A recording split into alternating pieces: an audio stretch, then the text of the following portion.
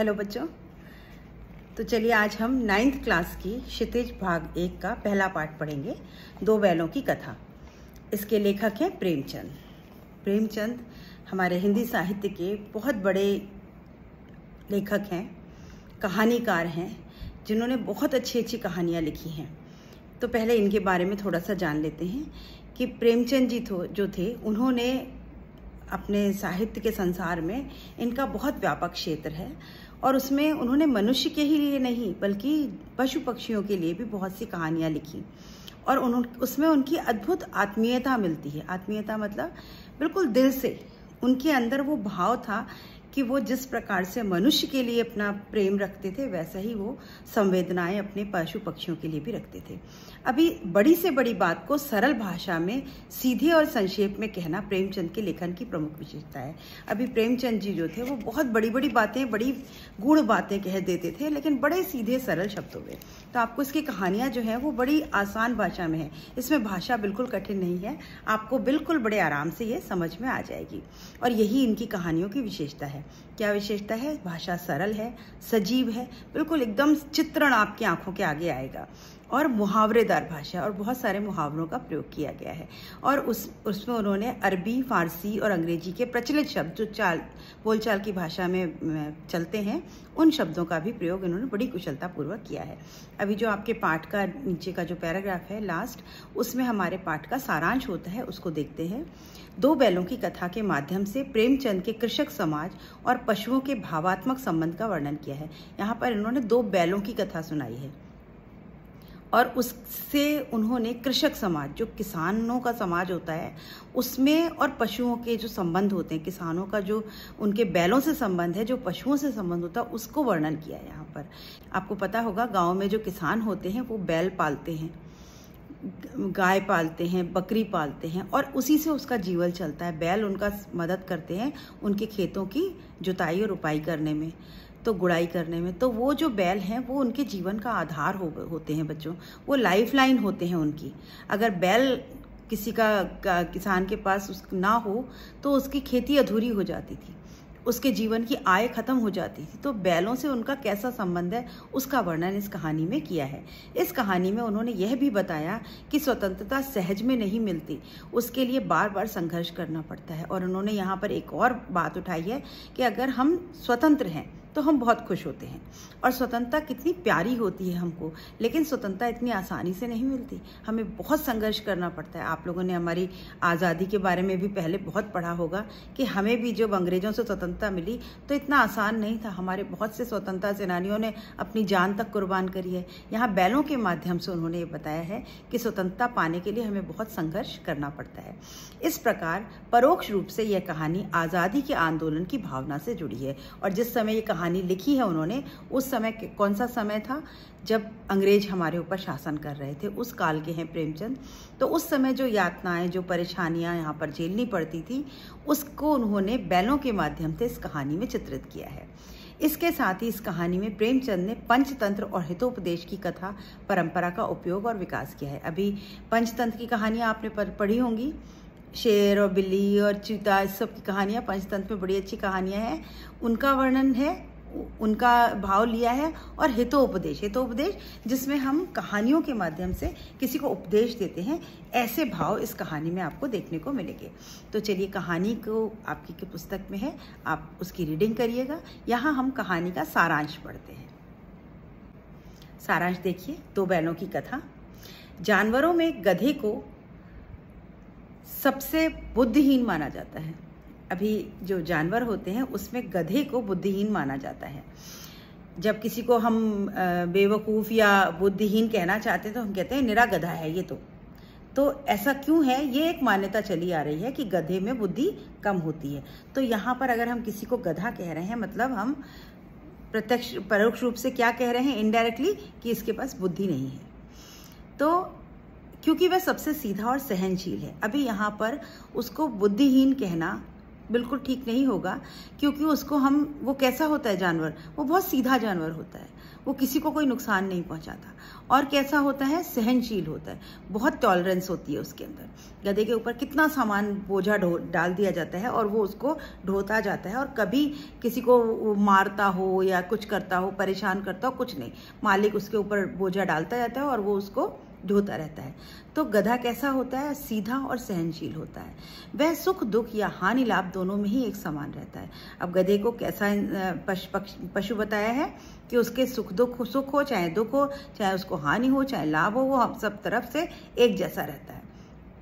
भारतीयों की इसी सहनशीलता तथा सीधेपन के कारण अफ्रीका तथा अमेरिका में अपमान सहन करना पड़ता था। जब आज़ादी के पहले का जो समय था, उसमें जब अफ्रीका में हिंदुस्तानी जो रहा करते थे, उनके साथ बहुत ही गलत व्यवहार किया जाता था। और अमेरिका में भी जो हमारे हिंदुस्तानी लोग रहते थे भाई, उनको वो वहाँ पर लिखे होते थे, बोर्ड्स लगे होते थे, dogs and Indians are not allowed, मतलब हमको वो कुत्तों के दर्जे से नीचे रखा करते थे अंग्रेज लोग।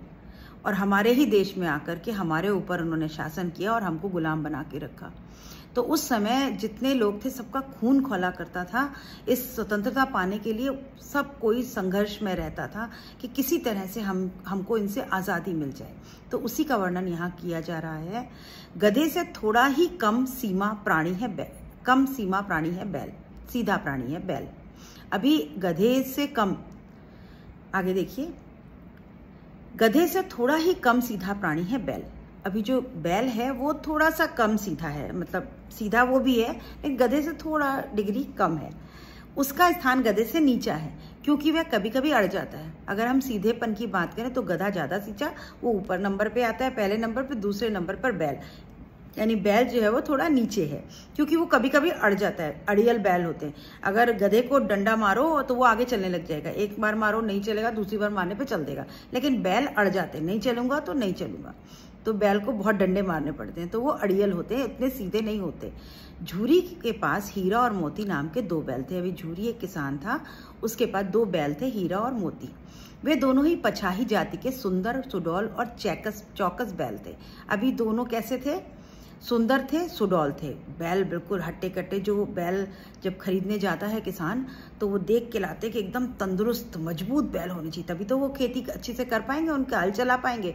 तो वो बहुत अच्छे पचाही यानी पश्चिम के वो बैल थे, बड़ी अच्छी उनकी ब्रीड थी और बड़े अच्छे जाति के वो बैल थे, सुंदर थे, सुडौल थे और लंबे समय से एक दूसरे के साथ रहते थे। और वो जो हीरा मोती दोनों बैल थे, वो दोनों लंबे समय से एक साथ रहा करते थे, मतलब दोनों बैल साथ साथ ही रहते थे जहां भी थे। उनमें आपस में बहुत प्रेम हो गया था। अब दोनों एक दूसरे से बड़ा प्रेम करते थे, बहुत साथ में रहते थे, बड़ा प्यार था उनके अंदर। वे हमेशा साथ साथ ही उठते बैठते व खाते पीते। अभी जब खाना दिया जाता था, घास दी जाती थी, चारा, तो भी वो साथ साथ खाते थे। वे आपस में एक दूसरे को चाट कर तथा सूंघकर अपना प्रेम प्रकट करते थे। अभी जानवर जो है, पशु पक्षी, वो भी प्रेम प्रकट करते हैं। जैसे मनुष्य है, माँ जो है वो अपने बच्चे को सहला करके प्यार करती है, पुचकार के प्यार करती है, वैसे ही जानवर जो है वो कैसे छू के चाट करके उनको अपना प्रेम प्रकट करते हैं। दोनों आंखों के इशारों से ही एक दूसरे की बात समझ लेते थे। अभी दोनों आपस में कैसे बातें करते थे, इशारे से। उनकी बोली क्या है हमें आपको नहीं समझ में आएगी, पर वो इशारों से एक दूसरे से बात कर लेते थे और एक दूसरे की बात समझ भी लेते थे। झूरी ने एक बार दोनों बैलों को अपनी ससुराल भेज दिया। अभी झूरी को कुछ काम था तो उसने अपनी ससुराल उन दोनों बैलों को भेज दिया कि मुझे तो कहीं जाना है, तो इनको ससुराल भेज देते हैं। बेचारे बैल ये समझे कि उनके मालिक ने उन्हें भेज दिया। अब बैल के समझ में तो आया नहीं कि हमको वहां क्यों भेज दिया, उनको लगता हमारे मालिक ने हमको बेच दिया है, इसलिए वे जाना नहीं चाहते थे। वो नहीं चाहते थे क्योंकि अब पशुओं को भी अपने मालिक से प्रेम हो जाता है, तो वो नहीं चाहते थे कि वो कहीं जाएं, इसलिए वे जाना नहीं चाहते थे। जैसे तैसे वे झूरी के साले गया के साथ चले तो गए, किंतु उनका वहां मन नहीं लगा। अब झूरी का जो साला था वो उनको ले गया, चले तो गए बेचारे, कर तो कुछ सकते नहीं थे, लेकिन उनका वहां पर मन बिल्कुल नहीं लगा। अतः उन्होंने वहां चारा नहीं खाया। अब मन नहीं लगा तो क्या करें, कैसे पता चलेगा कि उनका मन नहीं लगा। उन्होंने खाना नहीं खाया, उनको चारा डाला जाता था, वो चारा नहीं खाते थे। अपने मालिक के विरह में उसके वजह से वो परेशान रहते थे। रात को दोनों बैलों ने सलाह की और चुपचाप झूरी के घर चल दिए। अभी बैलों ने सोचा कि ये तो बड़ा गलत है, हमको यहाँ भेज दिया है, तो दोनों ने रात में आपस में बातचीत करी और वहां से चुपचाप झूरी के पास चले आए। जब सुबह चरनी पर खड़े बैलों को देखकर झूरी बहुत खुश हुआ। चरनी जहाँ पर बैलों को बांधा जाता था वहां पर दोनों बैलों को देख के झूरी बड़ा खुश हुआ कि अरे मेरे बैल लौट आए। घर के तथा गांव के बच्चों ने भी तालियां बजाकर उनका स्वागत किया। अब जो घर में बच्चे थे उन्होंने बड़े खुश हुए और उन्होंने ताली बजा के बैलों का स्वागत किया। गांव के बच्चे भी खुश हो गए। झूरी की पत्नी नाराज होकर उन्हें नमक हराम कहने लगी। अभी झूरी की पत्नी जो थी वो उनको नमक हराम कहने लगी। बोली ये बहुत नमक हराम मतलब नमक खा करके हरामी करना, मतलब नमक का कर्ज अदा ना करना। अगर हम किसी का नमक खाते हैं, कोई हमको खाना खिलाता है तो हमें हमारे ऊपर कर्ज चढ़ जाता है, हमें उसका कर्ज उतारना होता है। तो यहाँ पर क्योंकि ये झूरी उसको खाना खिलाता था तो अगर उन्होंने साले के पास भेजा था तो इनको जाना चाहिए था, वहाँ काम करना चाहिए था, लेकिन ये बैलों का मन नहीं लगा और ये वापस लौट आए। अभी जब सुबह सब लोग खुश हुए तो झूरी की पत्नी बहुत नाराज हो गई थी क्योंकि उसको काम के लिए बैलों को वहाँ भेजा था भाई के घर, लेकिन वहां से ये बिना काम करे ही लौट आए। तो वो गुस्सा होने लगी कि बड़े नमक हराम है। गुस्से में उसने बैलों को सूखा चारा डाल दिया। झूरी ने नौकर से चारे में खली मिलाने को कहा, किंतु मालकिन के डर से उसने खली नहीं मिलाई। अभी जो गाय बैलों को चारा डाला जाता है उसमें गुड़, कुछ खली, कुछ ऐसी चीजें मिलाई जाती है, गीला गीला होता है जिससे वो खा पाते हैं। तो अभी जो झूरी की पत्नी थी उसने गुस्से में उनको सूखा चारा डाल दिया और जो इसने झूरी ने बोला नौकर से कि तुम थोड़ी सी खली तो डाल दो। तो उसने कहा ना मालकिन मुझे डांटेगी और फिर आप भी मालकिन के साथ मिल जाओगे, जो मालकिन ने कहा है मैं तो वही करूंगा। उसने नहीं डाला। दूसरे दिन गया दोबारा हीरा मोती को ले गया। अभी वो साला जो गया नाम का साला था वो फिर आया अगले दिन और फिर से उनको ले गया।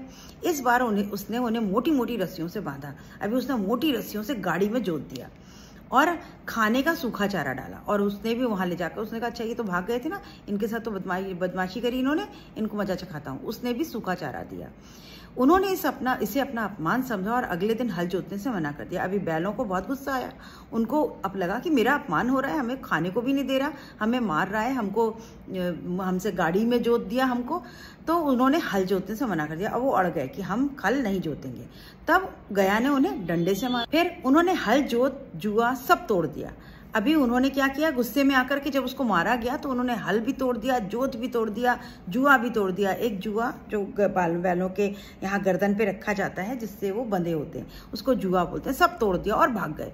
अभी बैलों में ताकत तो बहुत होती है, उन्होंने सब तोड़ ताड़ के वो वहां से भाग गए। किंतु गले की लंबी लंबी रस्सियां थी, अतः पकड़े गए। अब गले में रस्सियां बंधी थी तो वो आगे आगे भाग रहे थे, रस्सी पीछे पीछे थी, तो वो रस्सी पकड़ करके गया ने उनको फिर से पकड़ लिया। अगले दिन उन्हें फिर से सूखा चारा मिला। अभी क्योंकि बदमाशी कर रहे थे तो अगले दिन फिर चारा सूखा मिला उनको। शाम के समय भैरव की नन्ही लड़की ने 2 रोटियां लेकर आई। अब जो भैरव था उसकी लड़की थी, कोई भैरव एक किसान था, उसकी लड़की, उसको नहीं अच्छा लगा, उसने रोटियां लेकर आई, 2 रोटियां और ला करके उनको दी। उन्हें खाकर वह प्रसन्न हो गए। अभी बैलों को दी, उनको उसको तरस आ रहा होगा कि बेचारे इनको कैसा सूखा चारा दिया गया, तो बैल जो थे वो खुश हो गए। लड़की की सौतेली माँ उसे बहुत परेशान करती थी। मोती के दिल में आया कि वह भैरव तथा उसकी नई पत्नी को उठाकर फेंक दे। अभी जो हीरा मोती बैल थे उनको समझ में आ गया कि ये जो लड़की की माँ है, सौतेली माँ, ये इसको परेशान करती है। उसको बहुत गुस्सा आया, उसका मन करा कि उसकी माँ को अपने सींग में उठा करके कहीं दूर फेंक दे, किंतु लड़की का स्नेह देखकर चुप रह गया। लेकिन लड़की को देख करके फिर वो चुप रहा। अगली रात उन्होंने रस्सियां तुड़ाकर भागने की तैयारी कर ली। अभी दोनों बैलों ने आपस में सलाह मशवरा किया, आंखों आंखों में, मूक भाषा में, मूक मतलब बिना बोले, आंखों ही आंखों में इशारा किया और उन्होंने प्लानिंग करी कि चलो अब हम तोड़ के चल देते हैं। रस्सी को कमजोर करने के लिए वे उसे चबाने लगे और रस्सी जो गले में बंधी थी उससे बांधा हुआ था कहीं, तो उन्होंने उसको दांतों से चबाना शुरू करा। चबा चबा के रस्सी को काट दिया। पर उसी समय नन्ही लड़की आई और दोनों बैलों की रस्सियां खोल दी। तभी वो जो नन्ही सी लड़की थी आई, वो आ गई। उसने देखा ये लोग भागना चाहते तो उसने क्या किया, धीरे से रस्सी को खोल दिया, उनकी मदद कर दी। किंतु फिर लड़की के स्नेह में हीरा मोती नहीं भागे। फिर उनको लगा कि अगर अब हम यहाँ से भागे तो ये लड़की मार खाएगी, क्योंकि इसकी सौतेली माँ इसको बहुत मारेगी। तो वो उसके प्रेम में रह करके वो बैल जो थे वो भागे नहीं। तब लड़की ने शोर मचा दिया, फूफा वाले बैल भागे जा रहे हैं, ओ दादा भागो। अभी लड़की ने जो है वो शोर मचा दिया कि देखो वो बैल भाग रहे हैं और भागो। लड़की की आवाज सुनकर हीरा मोती भाग खड़े। लड़की चाहती थी ये भाग जाएं, तो उसने हल्ला मचाना शुरू कर दिया। तो बैलों को लगा कि अब तो भाग लेना चाहिए, नहीं तो फिर पकड़े जाएंगे। तो वो बैल वहां से भाग खड़े हुए। गया तथा गांव के अन्य लोगों ने पीछा किया, इससे दोनों रास्ता भटक गया। वो दौड़, गांव वाले पीछे पीछे, बैल आगे आगे, तो वो अस्थि रास्ता जो थे वो भूल गए। दोनों रास्ता भटक गए। नए नए गांव पार करते हुए वे एक खेत के किनारे पहुंचे। खेत में मटर की फसल खड़ी थी। अभी वो एक खेत के किनारे पहुंचे, वहां मटर लगी हुई थी, मटर की फसल लगी हुई थी। दोनों ने खूब मटर खाई। अभी बेचारे भूखे थे, सूखा चारा मिल रहा था उनको 2-3 दिन से, तो उन्होंने वहां खूब मटर खाई, मस्ती में उछल कूद करने लगे। तभी अचानक एक सांड आ गया। अभी सांड ऑक्स वो आ गया। तब दोनों डर गए। अभी बैल जो थे वो सांड को देखकर डर गए। सांड जो होता है वो थोड़ा वो जिद्दी होता है और कैसा होता है, गुस्सैल होता है। तो उसको देखकर कि ये लोग डर गए। समझ में नहीं आ रहा था कि मुकाबला कैसे करें। अब ये इन्होंने सोचा ये सांड से कैसे हम जीतें। हीरा की सलाह से दोनों ने मिलकर आक्रमण किया। अभी दोनों ने आपस में तय किया, तो जो हीरा बैल था उसने कहा चलो मिल करके हम इनसे लड़ते हैं। किसी से जीतना हो तो क्या होगा, अकेला एक आदमी नहीं जीत पाता, अगर हम मिल करके प्रयास करते हैं तो हम जीत जाते हैं। तो सांड जब एक बैल पर आक्रमण करता तो दूसरा बैल सांड के पेट में सींग गड़ा देता। अब एक पर वो आक्रमण करता तो दूसरा आकर के इधर से मारता, वो इसको मारता तो दूसरा इधर से आके मारता। तो दोनों ने मिल करके झगड़ा किया। सांड 2-2 शत्रुओं से लड़ने का आदी नहीं था, अतः बेदम होकर गिर पड़ा। अभी सांड जो था वो 2 बैलों से जीत नहीं पाया और बेदम यानी उसके दम खत्म हो गया और वो गिर पड़ा। हीरा मोती को उस पर दया आ गई, उन्होंने उसे छोड़ दिया। अभी ये थोड़ी सी दया आ गई, सीधे तो थे, इन्होंने उसको छोड़ दिया और चल दिए। जीत की खुशी में मोती फिर मटर के खेत में मटर खाने लगा। अब ये लोग बहुत खुश कि हम तो जीत गए, हम तो लड़ाई में भी जीत गए, तो ये और खुश हो गए और ये मटर खाने लगे फिर से। तब तक 2 आदमी लाठी लेकर आए। उन्हें देखकर हीरा भाग गया, किंतु मोती कीचड़ में फंस जाने के कारण पकड़ा गया। अभी पीछे से डंडा लेकर के 2 किसान दौड़े दौड़े आए आदमी और इनको पकड़ने लगे। तो जो मोती था वो कीचड़ था, वहां पे कीचड़, पानी मिट्टी जहाँ थी वहां उसके पैर फंस गए। हीरा तो भाग गया लेकिन मोती जो था वो फंस गया। उसी कीचड़ में फंसा देखकर हीरा भी आ गया। अभी लेकिन जो मोती था वो कीचड़ में फंस गया, तो उसे देख करके हीरा वापस लौट आया। हीरा को लगा अरे मेरा दोस्त तो फंस गया, तो वो भागा नहीं दोस्त को छोड़ के, वो वापस आ गया। आदमियों ने दोनों को पकड़ लिया और कांजी हौस में बंद कर दिया। कांजी हौस एक जगह होती है जहाँ पर जानवरों को बांध करके रखा जाता है, जानवरों का बाड़ा, उसको कांजी हौस कहते हैं। तो दोनों को ला करके वहाँ बंद कर दिया।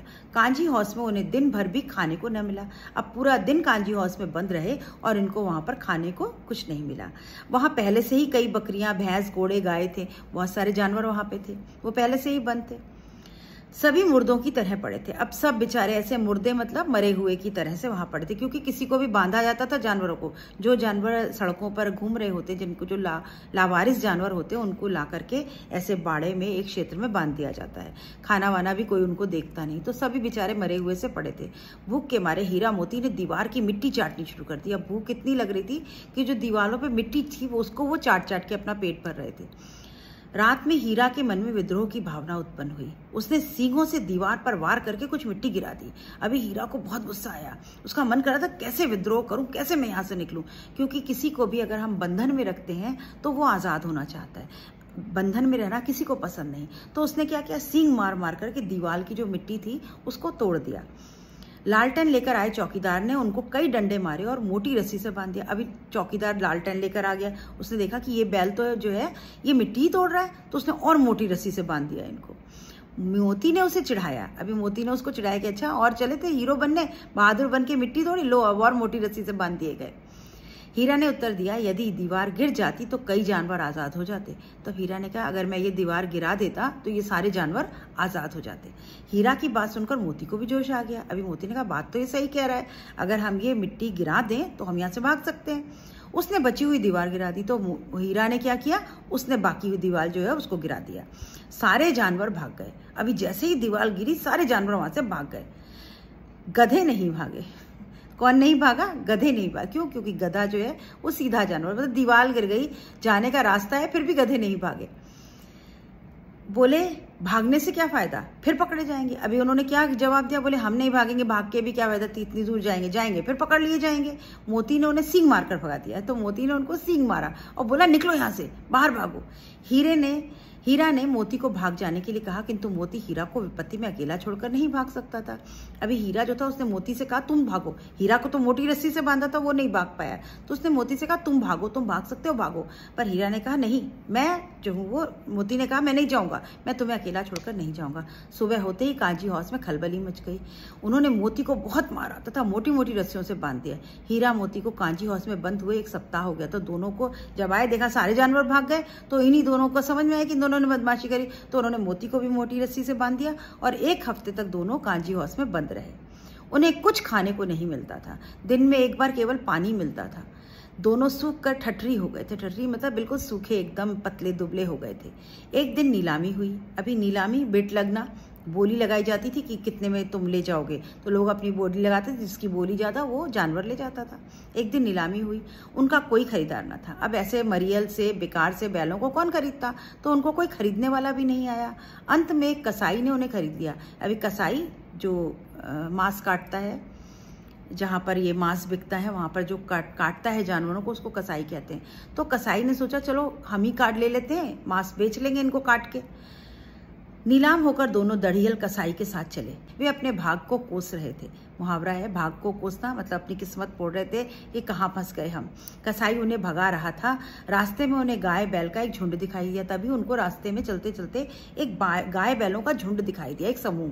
सभी जानवर उछल कूद रहे थे। हीरा मोती सोचने लगे कि ये कितने स्वार्थी हैं, इन्हें हमारी कोई चिंता नहीं। अभी जानवरों का एक झुंड जा रहा था और इनको कसाई मारता हुआ ले जा रहा था।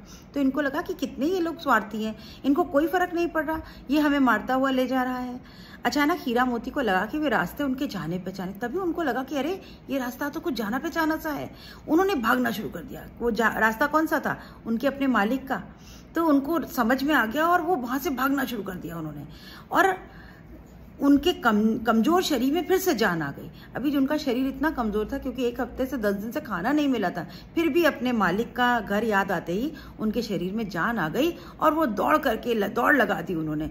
झूरी का घर नजदीक आ गया और जैसे ही झूरी का, उसके किसान का मालिक का घर पास आया, वे तेजी से भागे और थान पर खड़े हो गए। थान वो जगह जहाँ पर रस्सी को बांध दिया जाता है, जानवरों के गले में बांधी जाती है और खूंटे से बांधते हैं, उसको थान कहते हैं। वो जाकर के वहाँ खड़े हो गए।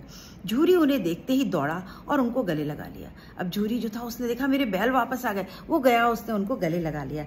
बैल भी झूरी को हाथ चाटने लगे। बैलों ने हाथ को चाट करके अपना प्यार जताया। दड़ियल कसाई ने बैलों की रस्सियां पकड़ ली।